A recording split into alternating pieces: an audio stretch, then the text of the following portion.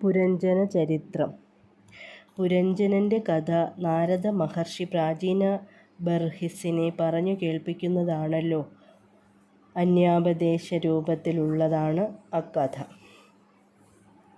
പുരഞ്ജനനും പുരഞ്ജനിയും 5 തല നാഗവും 9 ദ്വാരങ്ങളുള്ള പട്ടണവും കാലകന്യകയും എല്ലാം മറ്റെന്തിൻ്റെയോ പ്രതീകങ്ങളോ സൂചകങ്ങളോ ആണ്.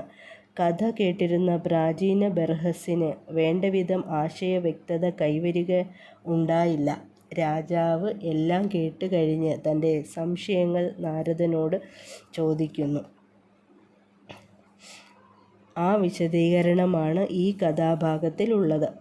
ഈ കഥയിലുടനീളം പ്രകടമാകുന്ന സൂചനകൾ നാരദൻ ഇതിൽ വ്യക്തമാക്കുന്നു. ഹിമാലയത്തിൻ്റെ തെക്ക് വശത്തുള്ള താഴ്വര എന്നത് കർമ്മഭൂമിയായ ഭാരതം തന്നെയാണ്. 9 വാതിലുകളുള്ള പട്ടണം മനുഷ്യ ശരീരമാകുന്നു. അവിടെ കണ്ട പൂന്തോട്ടം ഇന്ദ്രിയത്തെ വശീകരിക്കുന്ന വിഷയസുഖങ്ങളത്രേ.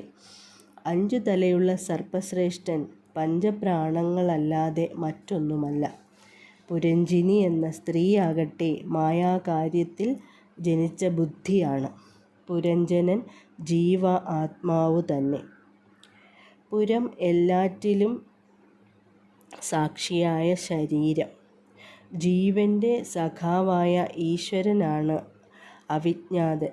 ജീവന് അഥവാ ജീവാത്മാവിന് ഈശ്വരൻ്റെ മഹിമകൾ അറിയാൻ ആവുകയില്ലല്ലോ.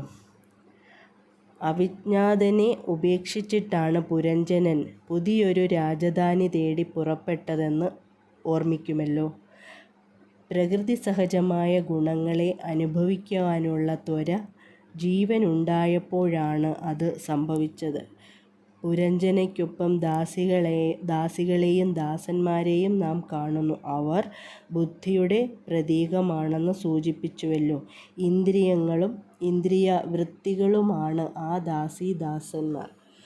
പുരഞ്ജനൻ പുരഞ്ജനിയുടെ കളിപ്പാട്ടം പോലെ പ്രവർത്തിച്ചു എന്നിടത്ത് ആത്മസ്വരൂപമറിയാത്ത ജീവൻ ബുദ്ധിയിൽ ആസക്തനും ബുദ്ധിക്ക് വിധേയനുമാണ് എന്ന ആശയമാണ് ഉള്ളത്.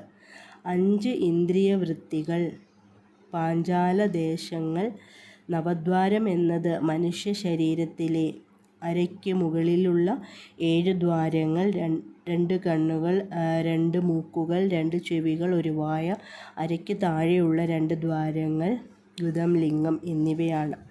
കിഴക്ക് ഭാഗത്തെ വാതിലുകളായി പറയുന്നത് ഖദ്യോത, ആവിർമുഖി എന്നിവ കണ്ണുകളാണ്. ആ വാതിലുകൾക്കടുത്ത് നളിനി എന്നും നാളിനി എന്നും പേരായ 2 വാതിലുകൾ കൂടി ഉണ്ടെന്ന് പറയുന്നത് 2 നാസാദ്വാരങ്ങളെ ഉദ്ദേശിച്ചാണ്. വിഭ്രാജിതം എന്നു പറയുന്നത് കണ്ണുകൊണ്ട് രൂപത്തെ ദർശിക്കുന്നതിനെയാണ്. മറ്റു ചില പദങ്ങളുടെ താൽപര്യാർത്ഥം കൂടി നോക്കാം. ശ്രുതിധരൻ എന്നത് ശ്രോതേന്ദ്രിയം, ഗ്രാമ്യകം എന്നത് വിഷയസുഖം, വിഷൂചിനൻ എന്നത് മനസ്സ്, സ്യന്ദനം എന്ന തേര് സ്വപ്നപ്രായമായ ശരീരം തന്നെയാണ്. സ്യന്ദനത്തിൻ്റെ ചക്രങ്ങൾ പുണ്യപാപങ്ങൾ. തേരിലെ കൊടിമരം സത്വാദി ഗുണങ്ങൾ. കുതിരകളുടെ കടിഞ്ഞാണായി മനസ്സിനെയും തേരാളിയായി ബുദ്ധിയെയും ഇരിപ്പിടമായി ഹൃദയത്തെയും നുകം വയ്ക്കുന്ന ഭാഗമായി ശോകമോഹങ്ങളെയും സഞ്ചാരദിശകളായി ശബ്ദാദികളായ 5 വിഷയങ്ങളെയും കുതിരയുടെ പുറത്തിടുന്ന വസ്ത്രമായി ത്വക്ക് തുടങ്ങിയ സപ്തധാതുക്കളെയും പരികൽപ്പന ചെയ്തിരിക്കുന്നു. അവധൂതൻ ഘ്രാണേന്ദ്രിയത്തെയും, മുഖ്യൻ മുഖത്തെയും, സൗരഭൻ ഗന്ധത്തെയും, പിതുഹു വലത്തെ ചെവിയെയും, ദേവഹു ഇടത്തെ ചെവിയെയും, പിതൃയാനം ദേവയാനം തുടങ്ങിയവ കർമ്മജ്ഞാനങ്ങളെയും സൂചിപ്പിക്കുന്നു. ശരീരം, ഇന്ദ്രിയം, ഇന്ദ്രിയവൃത്തി മുതലായവയുമായി ബന്ധപ്പെട്ടു വരുന്ന സംജ്ഞകളാണ് പുരഞ്ജന കഥയിൽ അധികവും പറയപ്പെട്ടിരിക്കുന്നത്. രാജാവിനെ ആക്രമിക്കാനെത്തുന്ന ചണ്ഡവേഗൻ സംവത്സരം തന്നെയാണ്. 360 ഗന്ധർവന്മാർ അയാൾക്കൊപ്പമുണ്ടെന്നത് 360 ദിവസങ്ങളെ സൂചിപ്പിക്കുന്നു. വയസ്സാകുന്തോറുമുള്ള പ്രാണഭയം തന്നെയാണ് യവനൻ. ദിനരാത്രങ്ങളെക്കൊണ്ട് കാലം ശരീരത്തെ ക്ഷയിപ്പിക്കുന്നു. കാലകന്യകയായ ജര ഇവിടെ വാർദ്ധക്യത്തിൻ്റെ ബാഹ്യപ്രത്യക്ഷ ചിഹ്നമാണ്. കാലകന്യകയുടെ സൈന്യങ്ങൾ ആദിവ്യാധികൾ. പ്രജ്വരൻ എന്നത് വൈഷ്ണവജ്വരം തന്നെ. ഇവയെല്ലാം ചേർന്ന് ആക്രമിച്ചിട്ടും ജീവൻ ശരീരത്തെ ഉപേക്ഷിച്ചു പോകാൻ വൈമനസ്യം കാട്ടുകയാണ്. പുരഞ്ജനൻ്റെ അടുത്ത ജന്മം സ്ത്രീയായിരുന്നല്ലോ. ആ വൈദർഭി സാത്വികമായ ബുദ്ധിയാണ്. അവളെ വിവാഹം കഴിച്ച മലയധ്വജൻ ഭക്തിപ്രധാനനായ ജീവനാണ്. അവർക്ക് ജനിച്ച 7 കുട്ടികൾ ഭക്തിയുടെ പടവുകളായ ശ്രവണം, കീർത്തനം, സ്മരണം, പാദസേവനം, അർച്ചനം, വന്ദനം, ദാസ്യം എന്നിവയാണ്. അഗസ്ത്യൻ സന്മാർഗനിരതമായ മനസ്സിൻ്റെ പ്രതീകമാകുന്നു.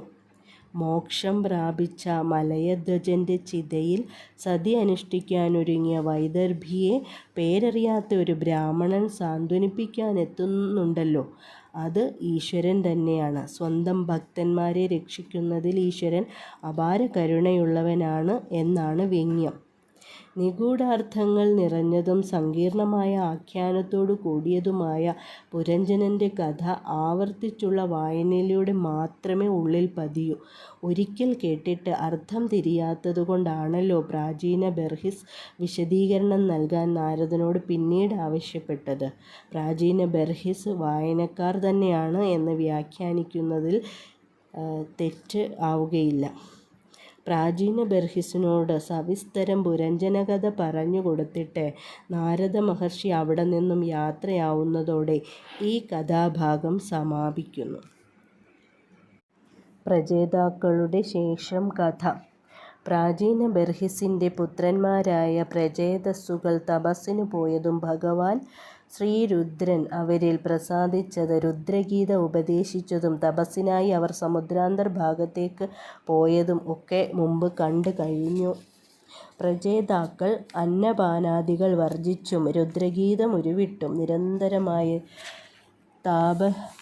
തപശ്ചര്യയിലൂടെ ശ്രീഹരിയെ പ്രത്യക്ഷപ്പെടുത്തി ഭഗവാൻ അവർക്ക് വേണ്ടുന്ന വരങ്ങളും നൽകി.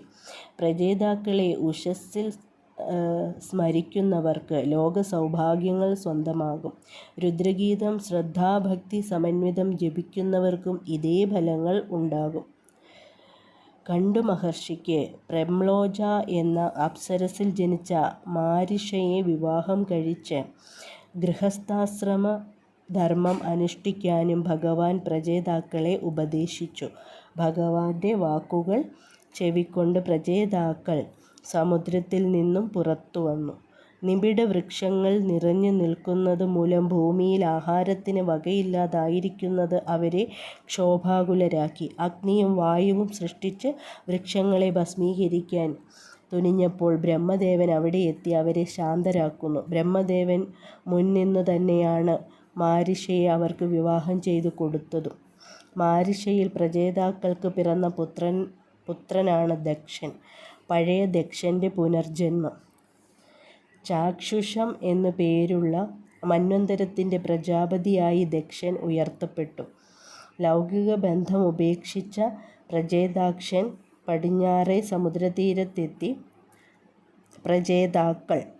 പടിഞ്ഞാറേ സമുദ്രതീരത്തെത്തി ബ്രഹ്മസത്രം ദീക്ഷിച്ചു. അപ്പോൾ നാരദൻ അവിടേക്ക് വന്നെത്തുന്നു. തത്വജ്ഞാനവും ഭക്തിസാധനയും ഭഗവന്മാഹാത്മ്യവും ആത്മജ്ഞാനത്തിനുതകുന്ന തത്വോപദേശവും ഒന്നൊഴിയാതെ നാരദൻ അവർക്ക് ഉപദേശിച്ചു. മൈത്രേയനും വിദൂരരും തമ്മിലുള്ള നീണ്ട സംവാദം ഇവിടെ പര്യവസാനിക്കുന്നു. അതോടെ ചതുർത്ഥ സ്കന്ധവും പൂർണ്ണമാകുന്നു. ഓം നമോ ഭഗവതേ വാസുദേവായ. ശ്രീമഹാഭാഗവതം പഞ്ചമസ്കന്ധം.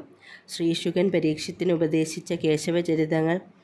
വ്യാസശിഷ്യനായ സൂതൻ ശൗനകന് പറഞ്ഞു കൊടുക്കുന്നതാണല്ലോ ഭാഗവതത്തിൻ്റെ രൂപഘടന. മഹാപുരാണമായ ഭാഗവതത്തിൽ ഭഗവത് ലീലയുടെ ദശലക്ഷണങ്ങൾ ഭംഗിയായി കോർത്തിണക്കിയിരിക്കുന്നു. പഞ്ചമസ്കന്ധത്തിൽ സ്ഥാനം എന്ന ലീലയാണ് വിവരിക്കുന്നത്. പതിവ് പോലെ കവി ശുകപൈതലിനോട് കഥ തുടരാൻ അഭ്യർത്ഥിക്കുന്നു. ജഗത്തിൻ്റെ പരിപാലനം തന്നെയാണ് സ്ഥാനം എന്ന ഭഗവാന്റെ ലീലയെന്ന ആമുഖത്തോടെ കിളിപ്പെണ്ണ് കഥാവർണ്ണന തുടങ്ങുന്നു. സ്വയംഭുവ മനുവിൻ്റെ പുത്രനായ പ്രിയവ്രതൻ, മനുവിൻ്റെ മറ്റൊരു പുത്രനായ ഉത്താനപാദൻ്റെ കഥ ധ്രുവചരിതത്തിലൂടെ നാം അറിഞ്ഞു കഴിഞ്ഞു. ഇനി പിതാവ് നിർബന്ധിച്ചിട്ടും രാജ്യഭരണം ഏറ്റെടുക്കുവാൻ വിരക്തനായ പ്രിയവ്രതന് താൽപ്പര്യമുണ്ടായില്ല. എന്നാൽ ബ്രഹ്മദേവൻ അദ്ദേഹത്തെ സത്കർമ്മം എന്തെന്ന് ഉപദേശിച്ചു. കർമ്മക്ഷയം ഉണ്ടാകുന്ന കാലം വരെ ശരീരത്തെ പരിരക്ഷിക്കേണ്ടത് അനിവാര്യമാണ്. ഗൃഹസ്ഥാശ്രമം പാലിക്കുന്നതുകൊണ്ട് മോക്ഷപ്രാപ്തിക്ക് തടസ്സമൊന്നും വരാനില്ല. ഈശ്വരനിൽ എല്ലാം സമർപ്പിച്ച് കർമ്മങ്ങൾ അനുഷ്ഠിച്ചാൽ ഈശ്വരദത്തമായി വന്നുചേരുന്ന സുഖങ്ങൾ അനുഭവിക്കാനാകും. ഇതായിരുന്നു ബ്രഹ്മ ഉപദേശത്തിൻ്റെ കാതൽ. പിതാമഹൻ്റെ വാക്കുകൾ സ്വീകരിച്ച് പ്രിയവ്രതൻ തൃതീയ പുരുഷാർത്ഥത്തിൽ മുഴുകി. വിശ്വകർമാവിൻ്റെ പുത്രിയായ ബർഹിഷ്മതിയെ ഭാര്യയാക്കി. അവളിൽ 10 പുത്രന്മാരും 1 പുത്രിയും ജനിച്ചു.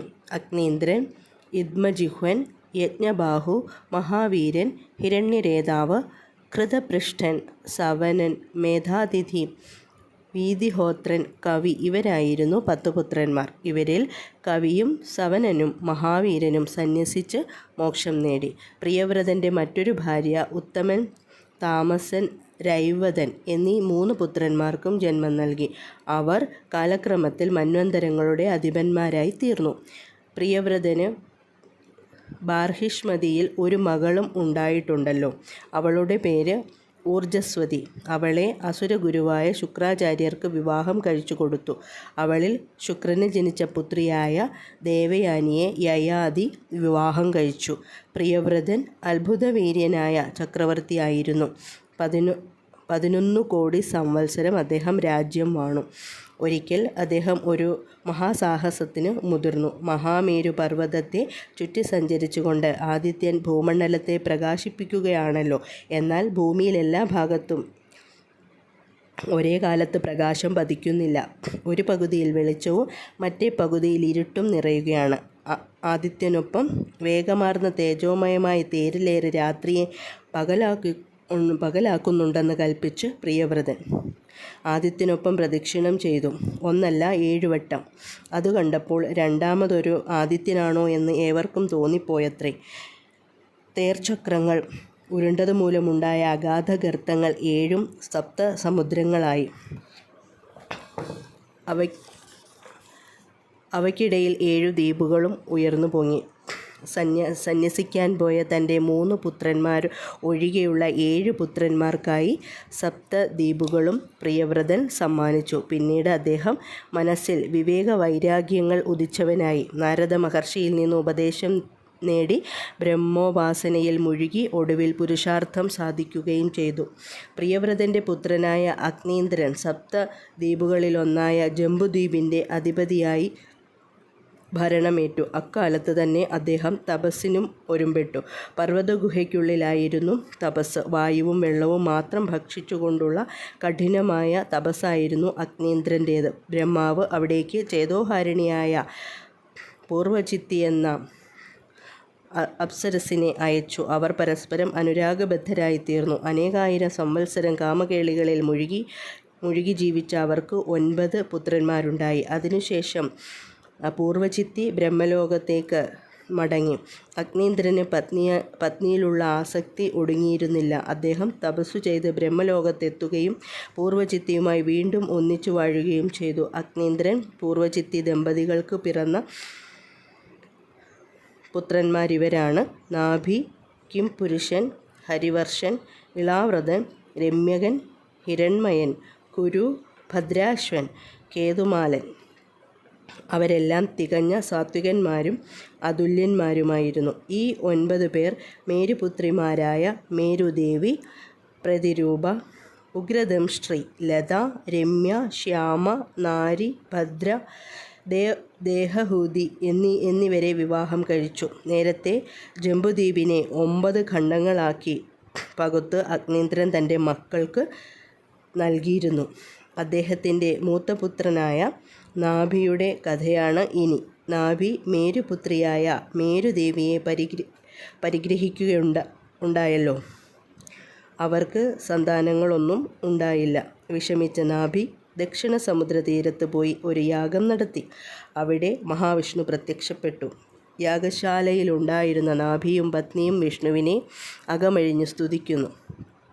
തങ്ങൾക്കൊരു കുഞ്ഞിക്കാല് കാണാൻ ഭാഗ്യമുണ്ടാകണമെന്നും അതിനായി കൃപ ചൊരിയണമെന്നും രാജാവും പത്നിയും ഭഗവാനോട് അപേക്ഷിച്ചു. അപ്പോൾ പ്രീതനായ വിഷ്ണു നാഭിയുടെ പത്നിയായ മേരുദേവിയിൽ അവതരിക്കുന്നു. ശ്രേഷ്ഠൻ എന്നർത്ഥം വരുന്ന ഋഷഭൻ എന്നായിരുന്നു നാഭിപുത്രനായി ജനിച്ച നാരായണ അംശജാതന് നൽകിയ നാമം ഋഷഭൻ. പുത്രൻ വളർന്നു വന്നപ്പോൾ അവൻ്റെ ഗുണപൂർണത കണ്ട് സന്തോഷിച്ച നാഭി ഋഷഭനെ രാജാവായി അഭിഷേകം ചെയ്തു. എന്നിട്ട് പത്നിയുമായി വാനപ്രസ്ഥം പ്രാപിച്ച് പുരുഷാർത്ഥം സാധിച്ചു. ഇന്ദ്രദത്തയായ ജയന്തിയായിരുന്നു ഋഷഭൻ്റെ ഭാര്യ. അവർക്ക് 100 പുത്രന്മാരുണ്ടായി. അതിൽ മൂത്തവനാണ് ഭരതൻ. അജനാഭവർഷം എന്ന രാജ്യത്തെ ഭരതൻ പരിപാലിച്ചു. പ്രജാക്ഷേമ തൽപരനായ അദ്ദേഹത്തിൻ്റെ ഭരണം മൂലം ആ രാജ്യം ഭാരതം എന്ന പേരിൽ പ്രസിദ്ധമായി. ഭരതൻ്റെ അനുജന്മാരായ 9 പേർ ഭരതനോടും തന്നെ കഴിവും കരുത്തുമുള്ളവരായിരുന്നു. കുശാവർത്തൻ, ഇളാവർത്തൻ, ബ്രഹ്മാവർത്തൻ, ആര്യാവർത്തൻ, മലയൻ, ഭദ്രകേതു, സേനൻ, ഇന്ദ്രസ്പൃക്ക്, വിദർഭൻ, കികീടൻ